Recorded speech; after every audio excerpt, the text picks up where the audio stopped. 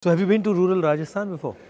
Actually, I've been to Nimrana and the villages around there, which is quite a remarkable development. Yeah. Because so many factories have come in, Yeah. and you can see a village transform.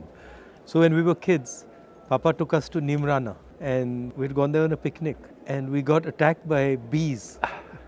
I think my dad got like 25 or something. Wow. I got, my mother like covered me with a blanket. Acha. I got 9 or something. She was protective. That's good. Yeah. Here there's Ranthambore. Have you been there? I've been to Ranthambore before. Of course, I came just for the yatra, so I don't see the safari. There's 16 cubs there now. Ah. So everybody who's going there is seeing 3 or 4 tigers. Right. So what is your view about what's going on economically in India, in the world? We were just discussing, Yeah. the United States and China. So the next year is going to be more difficult than this one. Of course, this one had lots of difficulties with the war and all that. But because growth is going to slow in the world more generally, people are raising interest rates, that brings down growth. India is also going to be hit. Indian interest rates have also gone up, but Indian exports have been slowing quite a bit. And India's inflation problem is more a commodity inflation problem, vegetable inflation problem. And that is also going to be negative for growth. So I think that we would be lucky if we do 5% next year. See, the problem with the growth numbers is that you have to understand what you're measuring with respect to. If you had a terrible quarter last year and you're measuring with respect to that, you look very good. So ideally what you do is look before the pandemic in 2019 and look at now. And if you look at 2022 vis-a-vis 2019, it's about 2% a year. That's too low for us. And what do you attribute that to? Pandemic was part of the problem, but we were slowing before the pandemic. We had gone from 9 to 5. And we haven't really generated reforms which will generate growth. इसमें हिंदुस्तान में एक और चीज़ हो रही है, 4-5 पूंजीपति बहुत अमीर हो रहे हैं और हर बिजनेस में वो जा पा रहे हैं और बाकी हिंदुस्तान जो है वो पीछे रह रहा है. जो किसान हैं, गरीब लोग हैं, उनका एक हिंदुस्तान बन रहा है और फिर ये 5, 6, 10, 15 लोग हैं जिनका दूसरा हिंदुस्तान बन रहा है. एक के सपने पूरे हो रहे हैं, एक के सपने नष्ट हो रहे हैं. तो ये इनइक्वालिटी जो बढ़ रही है, इसके बारे में हमें क्या करना चाहिए? ये तो बहुत बड़ी प्रॉब्लम है. सिर्फ वो इंडस्ट्रियलिस्ट के बारे में नहीं है. ये जो अपर मिडिल क्लास है, उनका तो आय बढ़ गया है पैंडेमिक में, क्योंकि वो घर से काम कर सकते थे. और जो गरीब लोग हैं उनको फैक्ट्री में जाना पड़ता था और फैक्ट्री बंद हो गई तो मासिक आय नहीं आई उनको. तो ये डिवाइड जो है पैंडेमिक में बढ़ गया. और जो सबसे गरीब है उनको तो मिलता है ये राशन में, उनको सब कुछ मिलता है. जो अमीर है उनका कोई नुकसान नहीं हुआ है. जो बीच में है, ये लोअर मिडिल क्लास जो है, उनको काफ़ी नुकसान हुआ. नौकरी तो बंद हो गई, बेरोज़गारी बढ़ रही है, कर्ज बढ़ रही है, वो कर्ज ले रहे हैं, ब्याज दर अभी बढ़ रही है. तो उनका तो काफ़ी नुकसान हुआ है और उनकी तरफ हमें देखना है. और जो नीति हम बना रहे हैं उनके लिए बनाना चाहिए, क्योंकि दर्द वहाँ पे बहुत ज़्यादा है. और ये भी है कि आप जो कह रहे हैं कंसंट्रेशन हो रहा है ये जो इंडस्ट्रियलिस्ट का, उसको भी देखना है. हम कैपिटलिज्म के अगेंस्ट नहीं हो सकते हैं, लेकिन कंपटीशन के लिए हमें लड़ना है. मतलब मोनोपोली के खिलाफ हो सकते हैं. मोनोपोली के खिलाफ हो सकते हैं, लेकिन कैपिटलिज्म तो ये जो छोटे बिजनेसेस हैं वो भी अच्छे हैं देश के लिए. बड़े बिजनेस भी अच्छे हैं, लेकिन मोनोपोली अच्छा नहीं है. रोजगार एग्रीकल्चर सेक्टर से भी मिल सकता है. तो उसमें फूड प्रोसेसिंग है, उसमें कोल्ड चेन है, उसमें फ्रूट्स एंड वेजिटेबल्स का एक्सपोर्ट है, वो सब है. तो सेकंड ग्रीन रेवोल्यूशन भी हो सकता है, आपका कहना है? सेकेंड ग्रीन, एक नए तरीका का ग्रीन, नए तरीका का vegetables, milk, dairy products, poultry, ये सब हो सकता है. और प्रोसेसिंग करना है यहाँ पे, क्योंकि यहाँ का लेबर यूज़ करना चाहिए. और खेत के पास. और मेरे ख्याल में उसका भी एक ग्रीन कंपोनेंट है. अगर आप सब ये प्रोसेसिंग खेत के पास करते हैं, जो आप इधर उधर बेच देंगे उसका वेट भी काफ़ी कम हो जाएगा ना, तो इसलिए एनर्जी कंजम्पशन भी कम हो जाएगा। और अगर हम आगे देखेंगे तो एनर्जी कंजम्पशन तो बहुत ही इम्पोर्टेंट चीज़ है और उसको कम करना चाहिए। और यूएस में क्या हो रहा है? यूएस में और बाकी दुनिया में क्या हो रहा है? अभी वहाँ पे तो महंगाई तो बढ़ रही है काफ़ी ज़्यादा, और महंगाई कम करने में ये जो सेंट्रल बैंक्स हैं वो कोशिश कर रहे हैं, वहाँ का आरबीआई, फेडरल रिजर्व या यूरोपियन सेंट्रल बैंक, और इसलिए ब्याज दर बढ़ा रहे हैं, और उससे तो उत्पादन की गति तो कम हो जाएगी। और इंडिया के लिए प्रॉब्लम ये है कि हमारे एक्सपोर्ट्स भी कम हो जाएंगे अगले साल, तो उससे तो एक्सपोर्ट्स तो काफ़ी कम हो जाएंगे और हमारा ग्रोथ, हमारा उत्पादन की गति भी काफ़ी कम हो जाएगी। जब मैं महाराष्ट्र से निकल रहा था तो वहाँ पे जो टेक्सटाइल इंडस्ट्री में काम करते हैं वो कह रहे थे कि बांग्लादेश ने अपनी एक्सपोर्ट पॉलिसी को बहुत अच्छी तरह यूटिलाइज़ किया है और उन्होंने एक्सपोर्ट पॉलिसी से अपनी पूरी वहाँ पे इंडस्ट्री को बहुत कम्पिटिटिव बना दिया। इसके बारे में क्या सोचते हैं? ये हमें करना चाहिए, कैसे करा जा सकता है? एक तो उनका सबसे इम्पोर्टेंट इंडस्ट्री है टेक्सटाइल्स, वो कपड़े बनाते हैं, और एक्सपोर्ट करते हैं, और उसमें उन्होंने 2-3 चीज़ किए हैं जो that has help them succeed.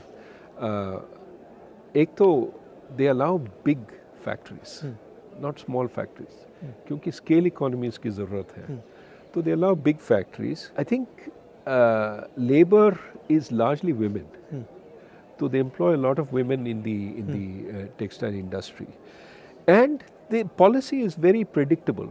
It doesn't change. So that industry has just taken off because it's using low-skilled workers. On my way, I found out that जो बेल्लारी है वो जीन्स प्रोडक्शन का सेंटर था, और वहाँ पे 4.5 लाख लोग काम करते थे। कपड़ा गुजरात से आता था और स्टिचिंग बेल्लारी में होती थी, और वो लोगों के घरों में होती थी। कोई एक पीस बनाता था, कोई सिलता था, कोई धोता था, वो पूरा डिसेंट्रलाइज था सप्लाई चेन। और जीएसटी और नोटबंदी ने उसको ख़त्म कर दिया, और वो एक्चुअली वो इंडस्ट्री अंग्रेज़ों के टाइम से है। 4.5 लाख लोग काम करते थे, आज वहाँ 50,000 लोग काम करते हैं, और वो सब मतलब ख़त्म हो गया। तो अपॉर्चुनिटी तो काफ़ी है, बट उसको फाइनेंस की ज़रूरत होती है, उसको सपोर्ट की ज़रूरत होती है। बहुत सारे क्लस्टर्स हैं हिंदुस्तान में जो अलग अलग चीज़ बनाते हैं, हर डिस्ट्रिक्ट में कोई ना कोई स्पेशलिटी होती है, तो उस पे फोकस करके, उनको मदद करके, उनको सपोर्ट देकर भी वहाँ पे इंडस्ट्री बनाई जा सकती है, बन सकती है। वो टेक्नोलॉजिकल सपोर्ट चाहिए, फाइनेंस, क्रेडिट लोन्स देना चाहिए उनको, और ये जो आप कह रहे हैं सर्टेनिटी अबाउट पॉलिसी, कि ऊपर नीचे नहीं जाएगा ये जो पॉलिसी, एक दिन आप एक्सपोर्ट नहीं कर सकते हैं, एक दिन हाँ एक्सपोर्ट ज़रूर कीजिए, नहीं, स्टेबिलिटी। तो मुझे एक बात समझाइए, आप आरबीआई में थे,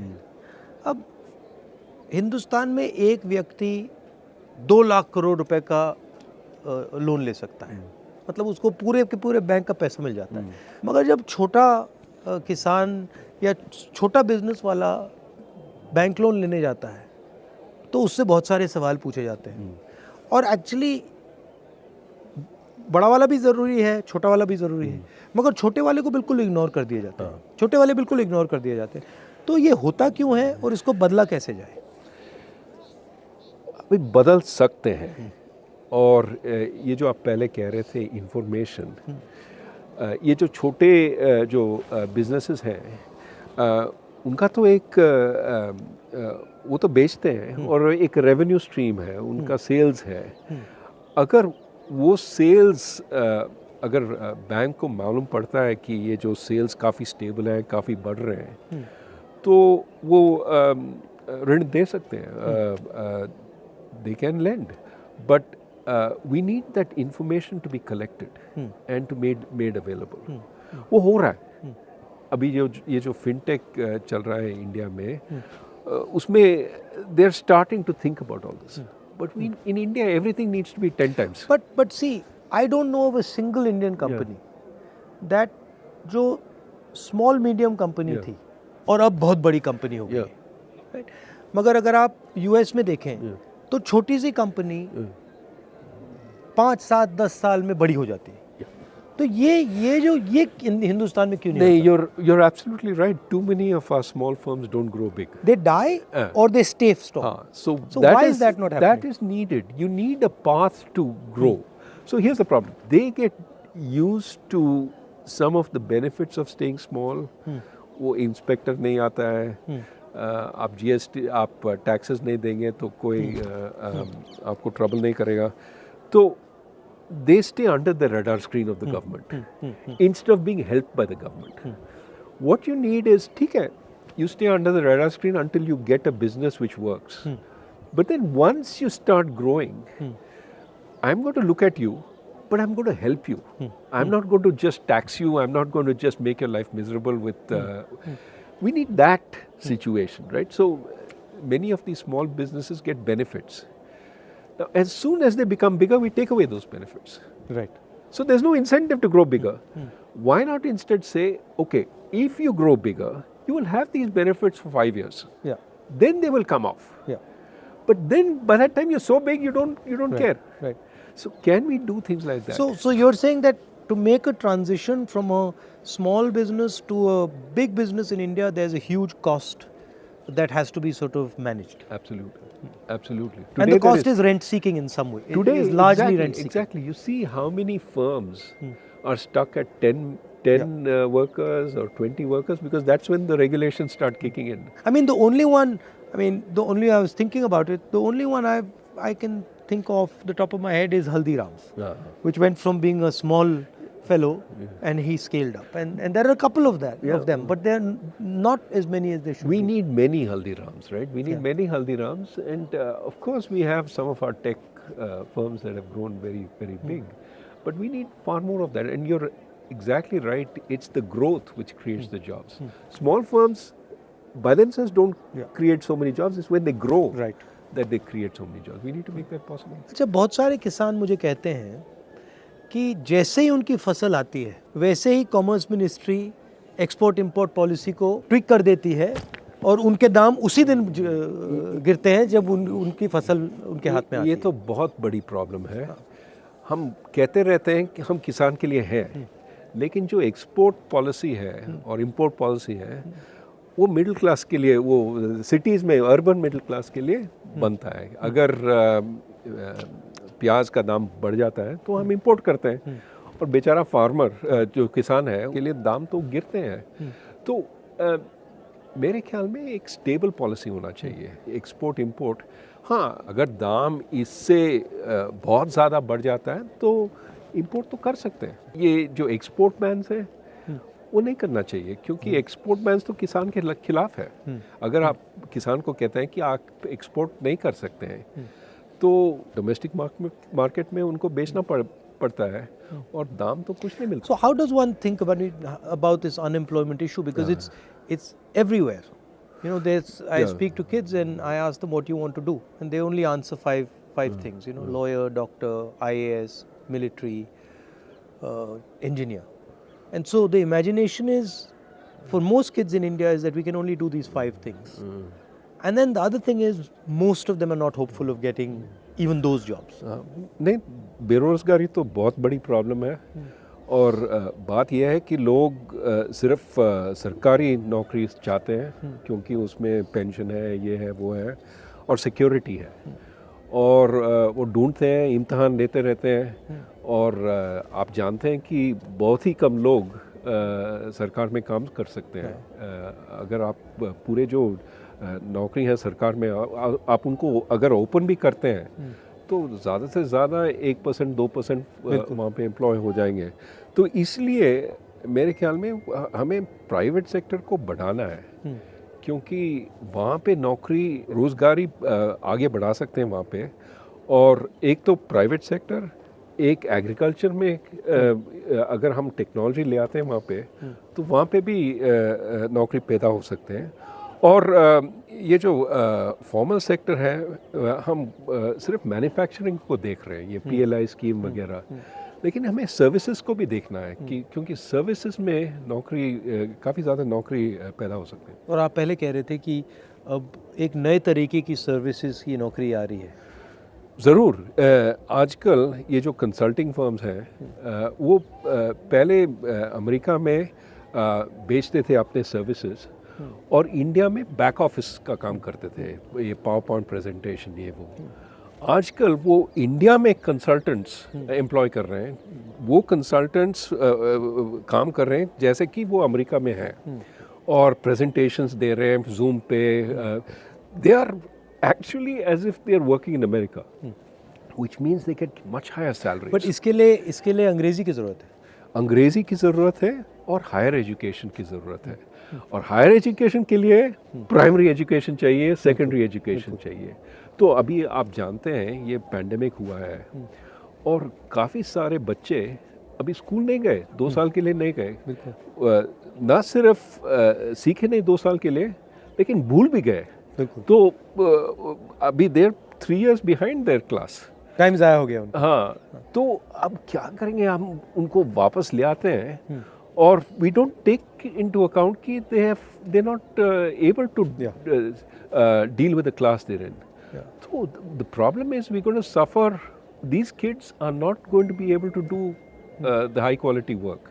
So we have to pay a lot more attention to education. One of the things that I'm noticing while I'm walking is what's being done to the small and medium businesses in this country. And the backbone of employment in the country, and all of them are complaining, and they're complaining of an unfair GST, they're complaining of course of demonetization, COVID, but they're also complaining of no support for small businesses, and most of them can't ever imagine transforming from a small business to a big business. That just, it's not even in their mind. Like I asked them, so do you see yourself actually scaling up? And they're like, well, no, that's impossible. So how do you think about that issue? No, so we have gone about this process of maybe unintended formalization. Demonetization forced a lot of companies that were informal to go out of business. GST is forcing a lot of small companies that earlier didn't pay significant taxes. Now it's forcing them to pay taxes, and they're uncompetitive if they start paying taxes. So this dual economy is being shut down. And of course, you need to create some reason for them to become formal.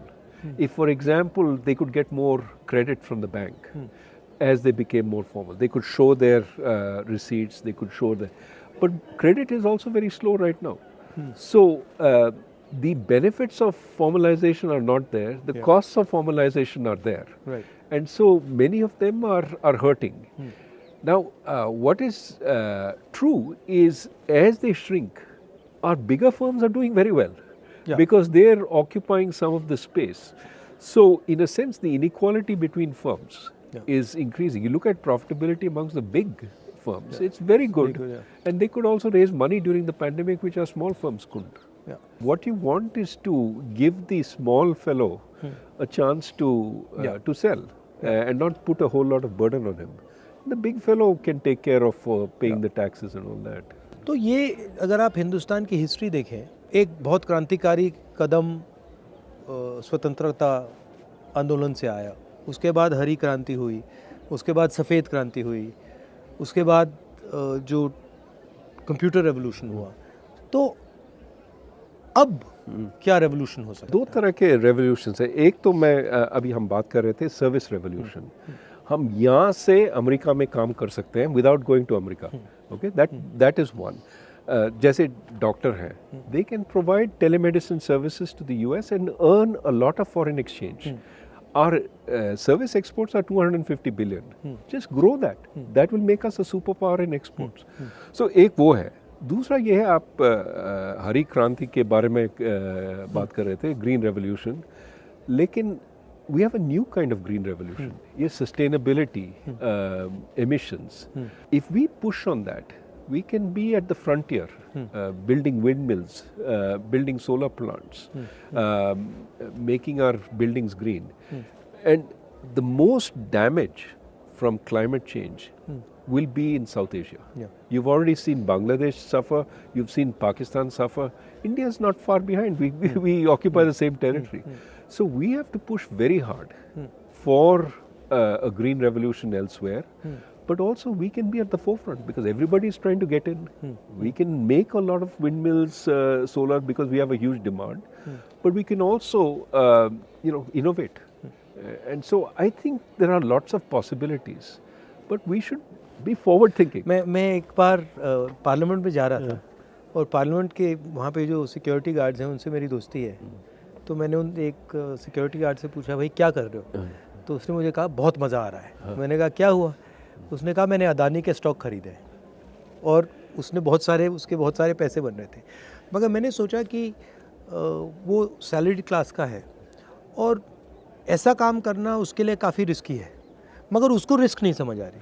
Stock market बढ़ती जा रही है और मैं देखता हूँ TV पे देखता हूँ कि एडवर्टीजमेंट्स आते हैं कि भैया स्टॉक मार्केट में इन्वेस्ट करो और जो सॉर्ट ऑफ रिलेटिवली फाइनेंशियली कमज़ोर लोग हैं वो भी इसमें वो अभी स्पेकुलेट कर रहे हैं.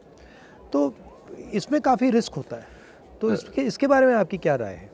जो रिटेल इन्वेस्टर है बिल्कुल नया है और मतलब थोड़ा सा पैसा है उसके पास, वो पूरा का पूरा इसमें डाल रहा है. ज़रूर, वो समझते नहीं है. वो देख रहे हैं कि इसका रिटर्न बहुत ही अच्छा है तो इसमें हम पैसा डालेंगे. लेकिन प्रॉब्लम ये है कि वो एनालाइज नहीं करते कि रिटर्न क्यों है, कहाँ से आया. अभी आप देखते हैं अमेरिका में ये जो क्रिप्टो करेंसी का प्रॉब्लम है, वहाँ पे भी रिटर्न बहुत ही ज़्यादा था. बिटकॉइन 2-3 पैसे के लिए बिकता था, $67,000 तक पहुँच गया. अरबपति बन गए बहुत सारे. हाँ, तो और अभी गरीब फिर से हो गए ना, क्योंकि उसके बाद गिरा है. और ज़्यादातर गरीब लोग वो तब खरीदते हैं जब $67,000 पे है, मतलब हाइट पे, और फिर वो देखते हैं कि बस गिरता रहता है. क्योंकि ये जो अमीर लोग हैं वो तब बेचते हैं और जिनके पास इंफॉर्मेशन नहीं है, जिनके पास वो फाइनेंशियल सोफिस्टिकेशन नहीं है, वो तब खरीदते हैं. मगर ये जो प्रॉब्लम है इन्फॉर्मेशन का प्रॉब्लम, ये हमने स्टॉक मार्केट की बात की, मगर ये इन्फॉर्मेशन का प्रॉब्लम मुझे लगता है, मतलब सड़कों पे चल के मैं सुन रहा हूँ, ये इन्फॉर्मेशन प्रॉब्लम बहुत गहरी है, ख़ास तौर से गरीब लोगों में, किसानों में, गरीब लोगों में. ज़रूर उनको इन्फॉर्मेशन मिलती नहीं है, दी नहीं जाती है. इसलिए हम कहते हैं कि कंज्यूमर प्रोटेक्शन होना चाहिए, कि उनको बताना चाहिए ये तुम्हारे हक हैं, these are your rights, and जो बेचते हैं they cannot violate these rights. Are you enjoying this? It's nice. You like it? How can you not enjoy this view? But also, it's. I think you're doing this सांप्रदायिक एकता और शांति के लिए आप पदयात्रा पे जा रहे हैं. I think that is something the country needs, regardless of what political party you're in. It has to be. Bharat को जोड़ना है. बिल्कुल. और शांति से, भाईचारे से फ़ायदा होता है. और अगर आप सोचेंगे, कोई कह रहा था कि आपने एक भाषण में ये कहा था कि which house can stand when the brothers are fighting? Yeah. It can't. They have to be. You have to have internal harmony to have external security. ये काफ़ी लोग कह रहे हैं हाँ we can fight internally, we will suppress this minority, suppress that, and we will be strong outside. नहीं हो सकता है. नहीं, ये एक बात है, मगर दूसरी बात जो उतनी ही ज़रूरी है कि आज की दुनिया में जहाँ अमेरिका, चाइना, यूक्रेन, सब जगह नफ़रत फैल रही है, उस दुनिया में हिंदुस्तान रास्ता दिखा सकता है. ज़रूर. और हिंदुस्तान बहुत बड़ा रोल प्ले कर सकता है. ज़रूर. और ये हमारी हिस्ट्री है, हमारा ये कल्चर है और ये हमारी स्ट्रेंथ है. और लोकतंत्र भी हमारा स्ट्रेंथ है। और मेरे ख्याल में काफ़ी लोग, काफ़ी देश हमारी ओर देख रहे हैं कि इंडिया का क्या कहेगी, इंडिया क्या एग्जाम्पल सेट करेगी।